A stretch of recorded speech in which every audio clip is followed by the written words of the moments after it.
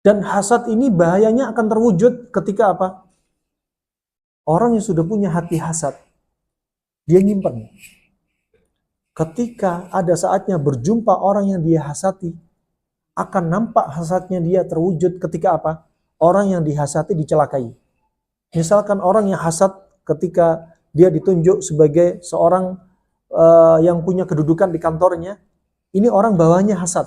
Dia pengen naik menggantikan posisi dia, dikasih racun, baru nampak. Dan ini membahayakan.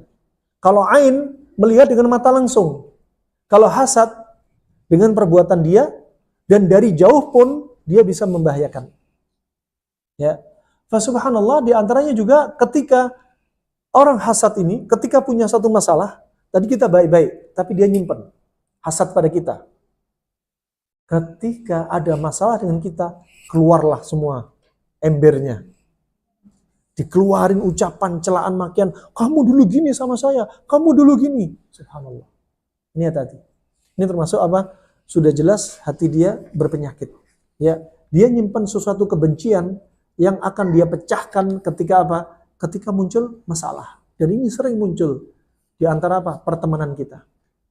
Nabi sudah mengingatkan, ya, tidaklah persahabatan dua seseorang itu akan rusak kecuali karena maksiat salah satunya.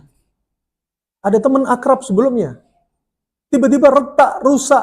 Gara-gara apa? Maksiat dari salah satu mereka berdua. Sama suami istri. Suami istri tadinya mesra.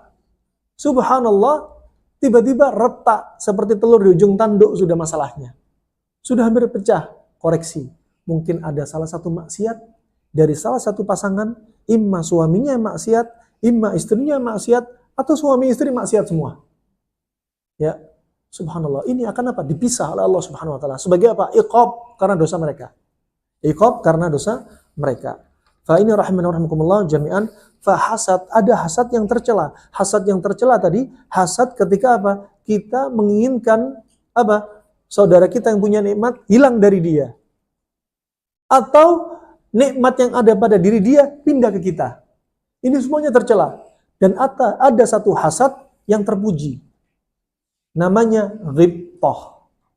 Kalau kita punya seperti ini, alhamdulillah, aman. Bukan termasuk penyakit hati. Bahkan termasuk motivasi untuk diri kita untuk mendatangi ketaatannya. Ini kalau diri kita, gak seperti disebutkan di atas, tapi diri kita cemburu dengan saudara kita dalam hal ibadah. Masya Allah, saudara kita, misalkan ada yang membaca Al-Quran di bulan Ramadan dari pagi sampai duhur, pegang Al-Quran, dzikir pagi petang, sholat duha, sholat suruh di situ, kemudian dzikir, kemudian banyak infak sedekah, terus gitu terus.